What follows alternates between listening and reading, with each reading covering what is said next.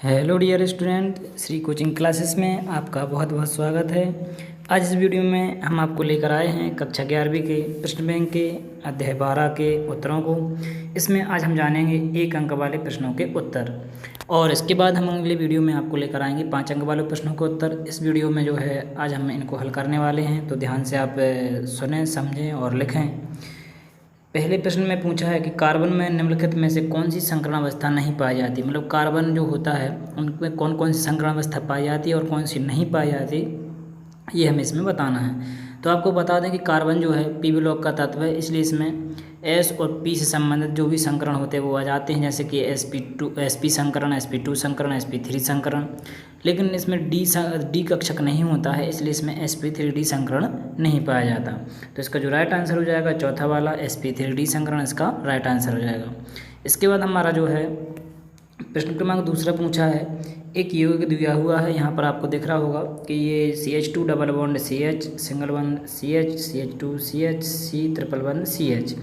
इस यौगिक में आपको बताना है कि C2C3 का मतलब है यहाँ पर दूसरे कार्बन और तीसरे कार्बन पर जो बंध है किस संकृत कक्षकों के युग्म से निर्मित होता है। मतलब कौन कौन से संकरण है। तो अगर आप बंध की गिनती करें तो बंध की जो गिनती होगी, कार्बन नंबर दूसरा कौन सी तरफ से गिनेंगे, तो कार्बन नंबर दूसरा हमारा 1 इधर से, 2 इधर पे, तीसरा इधर, चौथा, 5वां, 6वां, ऐसे यहाँ पे गिनती करेंगे। और IUPAC में नियम है डबल बंध तरफ से यहाँ पे गिनती करेंगे। अगर डबल ट्रिपल दोनों हैं तो आपका दूसरा कार्बन ये हुआ और तीसरा कार्बन ये हुआ। आप देख रहे हैं कि दूसरे कार्बन के ऊपर यहाँ पर बगल में क्या हुआ है कि ये जो कार्बन दिख रहा है आपको, इस कार्बन के पास एक तरफ डबल बंध है और एक तरफ सिंगल बंध है। इसका मतलब यहाँ पर जो संकरण होगा वो होगा आपका sp2। और अगर आप इस कार्बन के पास देखें तीसरे कार्बन पर, तो तीसरे कार्बन में आप देख रहे हैं कि सिंगल बंध भी आपको देख ही रहे होंगे और 2 हाइड्रोजन है वो भी सिंगल बंध है। तो इस प्रकार इसमें जो होगा संकरण वो होगा sp3।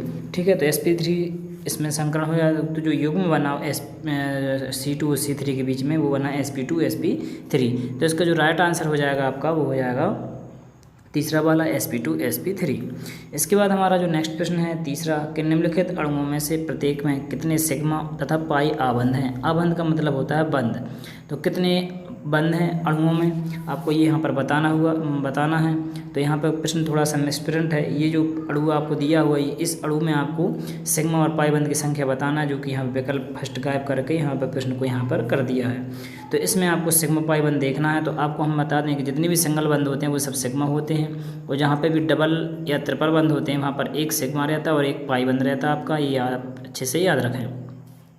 तो आप यहाँ पे अगर देखें तो देखिए यहाँ पर एक का आपका सिग्मा बंध यहाँ पर है, एक यहाँ पर होगा 2, और एक यहाँ पर होगा ये 3, और एक हाइड्रोजन जुड़ा है 4, और एक यहाँ पर होगा 5, और एक हाइड्रोजन ये 6, एक हाइड्रोजन ये बंध ये है तो हुए 7, और 3 ये हैं 10। तो इस प्रकार से आप यहाँ पर देख सकते हैं कि यहाँ पर जो सिग्मा बंधों की संख्या है वो यहाँ पर 10 आ रही है। आप एक बार और देख लें, यहाँ पर 3 हाइड्रोजन ये हो जाएंगे, एक हाइड्रोजन ये 4, और एक 5, और एक 6, और एक 7, और एक 8, और एक 9, और एक 10। तो यहाँ पर सिग्मा बंधों की संख्या कितनी आ रही है 10। इस प्रकार से आप यहाँ पे सिग्मा बंधों की संख्या 10 आंसर आप लिख लें। और पाई बंधों की संख्या आप यहाँ पे देखें कि पाई बंध मात्र एक डबल बंध है, एक ट्रिपल बंध है। तो एक इसमें आपका जो ट्रिपल बंध है इसमें पे 2 पाई हैं, और ये जो डबल बंध है इसमें 1 पाई है। तो जो पाई बंध है उसमें 3 हैं आपके। तो इस प्रकार से आप ये आंसर यहाँ पर लिख सकते हैं। क्या लिखेंगे 10 सिग्मा और 3 पाई। इस प्रकार से इसका आंसर आप जैसे यहाँ पे लिखा हुआ है इस टाइप से आप करके आ सकते हैं। इसका आंसर विकल्प में इसका सही आंसर नहीं है। इसके बाद आपका जो है प्रश्न क्रमांक चौथा आता है कि CH3Cl, आपके पास CH3Cl दिया हुआ है, इसमें आपको कार्बन की संकरण अवस्था बताना है। तो आपको बता दें, अगर हम CH3Cl को इस प्रकार से बंध बना के लिखेंगे तो एक जगह Cl और बाकी 3 जगह आपके क्या हैं हाइड्रोजन है। आप देख रहे हैं कि सभी जो है यहाँ पर सिंगल बंध है, ठीक है, और सभी सिंगल बंध है। तो यहाँ पर आपके 4 सिंगल बंध है, मतलब 4 सिग्मा है। और जब सिग्मा बंधों की संख्या 4 होती है तो आपका 1 S कक्षक होता है और 3 P कक्षक होते हैं। तो इस प्रकार से इसमें संकरण हो जाएगा sp3 संकरण। तो इसका जो राइट आंसर हो जाएगा तीसरा sp3। इसके बाद प्रश्न क्रमांक 5वां पूछा है कि CH3CHOH, इसका IUPAC नाम होगा CH3CHOH। ठीक है, यहाँ पर आपको याद रखना है। यहाँ पर ये एक CH3 और जुड़ा हुआ है, इसका IUPAC नाम बताना है। तो आपको बता दें कि जो श्रृंखला आपकी चुनी जाएगी वो आपको ये वाली श्रृंखला चुनना है। ठीक है, जिसमें क्रियात्मक समूह जुड़ा रहता है वो वाली लंबी श्रृंखला आपको चुनना है। तो यहाँ पर 2 कार्बन की श्रृंखला है और इसलिए इसका जो यहाँ पर ये जो CH3 है वो आपका प्रतिस्थापी माना जाएगा और इसका जो नाम लिखेंगे वो हो जाएगा 1 नंबर पर है, इसलिए इसको बोलेंगे 1 मैथिल। और ये हो जाएगा आपका एक, यहाँ पर आपको थोड़ा सा मिस्टेक हुई है। यहाँ पे आपका जो सूत्र है इस प्रकार से CH3 CH और OH, और इस प्रकार से यहाँ पर CH3 हुआ है ये। तो इसका जो हम लंबी श्रृंखला अगर चुनेंगे कार्बन की, तो यहाँ पर आपको श्रृंखला कौन सी चुनना है, ये वाली। इस प्रकार से लंबी श्रृंखला हमारी ये हो जाएगी। अब अगर आप OH को देखें तो OH आपको इस तरफ से भी 2 नंबर पर पड़ रहा है और इस तरफ से भी 2 नंबर पर पड़ रहा है, इसलिए आप क्या लिखेंगे, इसका जो नाम हो जाएगा वो हो जाएगा प्रोपेन, क्योंकि क्रियात्मक समूह तो है इसमें लेकिन प्रतिस्थापी नहीं है, इसलिए प्रतिस्थापी का नाम नहीं है। तो स्वरूप क्या करेंगे फिर हम, हाइड्रोकार्बन की श्रृंखला, तो इसका नाम हो जाएगा प्रोपेन। और दूसरे नंबर पर OH जुड़ा है, इसलिए ऑल IUPAC नाम में OH को ऑल बोलते हैं, एल्कोहल को, तो इसका नाम हो जाएगा प्रोपेन टू ऑल। तो इसका जो राइट आंसर है दूसरा वाला है। यहाँ पर जो डी मिस्टेक लिखा हुआ है मिसप्रिंट, यहाँ पर OL इंग्लिश में उन्होंने लिखा हुआ है, इसको हिंदी में आप लिख सकते हैं चाहें तो ऑल, ठीक है, प्रोपेन टू ऑल आप इस प्रकार से यहाँ पे आंसर लिख दें, ये इसका राइट आंसर हो जाएगा। इसके बाद हमारा जो नेक्स्ट प्रश्न है छठवां कि CHCl3 का सामान्य नाम है। तो CHCl3 को जो सामान्य रूप में हम बोलते हैं इसको बोला जाता है क्लोरोफॉर्म। अगर इसका जो IUPAC नाम बोलें तो इसका नाम हो जाएगा IUPAC नाम 1 3 बार 1 होगा, क्योंकि 1 नंबर पर आपका एक ही कार्बन से तीनों क्लोरीन जुड़े हुए हैं, इसलिए इसका नाम हो जाएगा 1 ट्राई क्लोरो मैथेन, क्योंकि एक कार्बन है इसलिए मैथेन। तो इसका IUPAC नाम भी आपको हमने यहाँ पर बता दिया।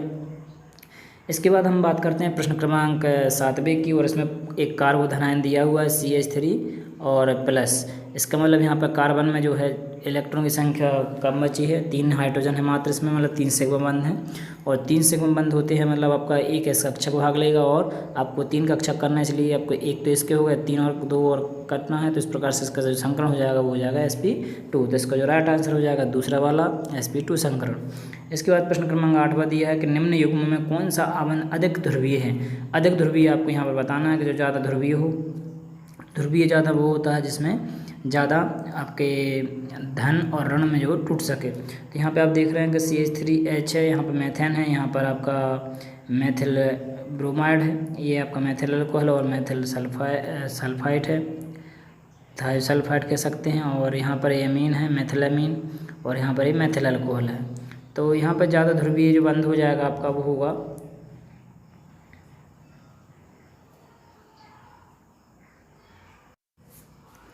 यहाँ पे इसका जो राइट आंसर होगा वो आपका हो जाएगा पहला वाला, ठीक है। इसको आप यहाँ पर राइट आंसर कर लें, और यदि आपको कोई भी डाउट हो तो आप हमें इसका आंसर जो है कमेंट करके भी बता सकते हैं, अगर आपको सही कोई लगता है तो, ठीक है। अभी ये आपको यहाँ पर कंफर्म कर लें, ठीक है। इसके बाद यहाँ पर जो प्रश्न क्रमांक 9 आता है, व्यंजन का सही संरचना सूत्र है। तो सही संरचना सूत्र व्यंजन का दूसरा वाला है, इसकी सही संरचना सूत्र ऐसे बनती है, या फिर इसको हम ऐसा ही बना सकते हैं। ये जो बंध है यहाँ पर एकांतर क्रम में होते हैं, तो अभी यहाँ पर है बंध, तो आप यहाँ पर भी बंध बना सकते हैं, और इस प्रकार से भी इसकी संरचना बना सकते हैं। तो ये आपकी सही संरचना है। इसके बाद हम बात करते हैं प्रश्न क्रमांक 10वें की, और प्रश्न क्रमांक 10वें में पूछा है कि CO।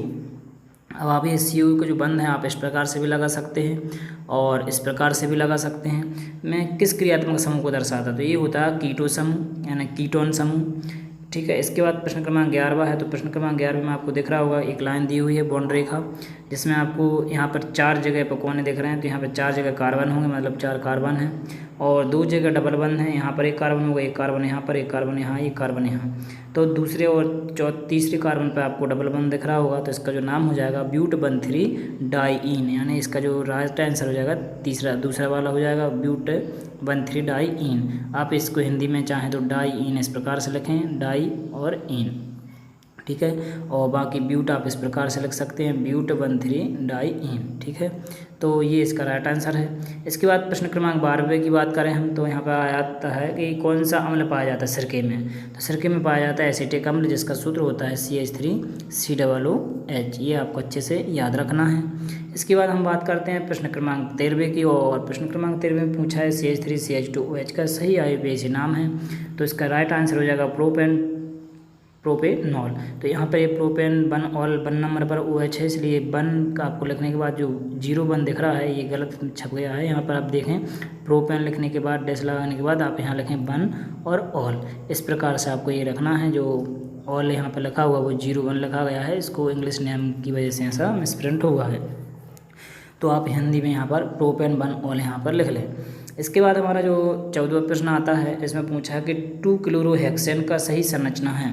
तो यहाँ पर आपको बता दें कि सभी जो ऑप्शन है इसमें ये सभी गलत ऑप्शन दिए हुए हैं। इसमें कोई भी आपका प्रश्न के हिसाब से ऑप्शन नहीं है। अगर आप इसको 2 को हटा दें, क्लोरोहेक्सेन की संरचना बोलें तो क्लोरोहेक्सेन में आपके जो है सभी जो है इसके आंसर हो जाएंगे, क्योंकि सभी में क्लोरोहेक्सेन दिए हुए हैं। ठीक है, अगर आप यहाँ पर कोई ग्रुप जोड़ते हैं तो इसके हिसाब से फिर उसका नाम अलग हो जाएगा। तो आप यहाँ पर देख लें कि यहाँ पे जो ऑप्शन है वो पूरे के पूरे गलत हैं। ठीक है, अगर क्लोरोहेक्सेन पूछते हैं तो ये सभी आपके क्लोरोहेक्सेन हैं। अब आपको कोई ग्रुप जोड़ कर देखें तो आप आयुष्ना बना के इसका लिख सकते हैं। इसके बाद प्रश्न क्रमांक 15वें में पूछा है, ठीक है, ये आपको गलत रखना है। 15वें में पूछा कि CH3CH2 CH2OH और CH3CHOH CH3 में किस प्रकार के समावयवी हैं। तो आप देख रहे हैं यहाँ पर कि OH की स्थिति यहाँ पर 1 नंबर पर और यहाँ पर 2 नंबर पर है, तो यहाँ पर इनकी स्थिति बदल रही है या स्थान बदल रहा है, इसलिए इसको हम बोलेंगे स्थिति समावयवता, यानी स्थिति समावयवी हैं एक दूसरे के। तो इसका राइट आंसर दूसरा वाला हो जाएगा। बस इसके बाद हमारा ये जो विकल्प थे इसके इतने ही हैं। अगला अध्याय हमारा 13वां आएगा और अगले वीडियो में हम इसके जो है आपको प्रश्नों के उत्तरों को लेकर आएंगे। तो बने रहिए हमारे चैनल पर। अगर आपने चैनल अभी तक सब्सक्राइब नहीं किया है तो चैनल को सब्सक्राइब कर लें, और वीडियो अगर आपको पसंद आया हो तो वीडियो को लाइक शेयर ज़रूर करें, और बने रहिए हमारे चैनल पर। धन्यवाद।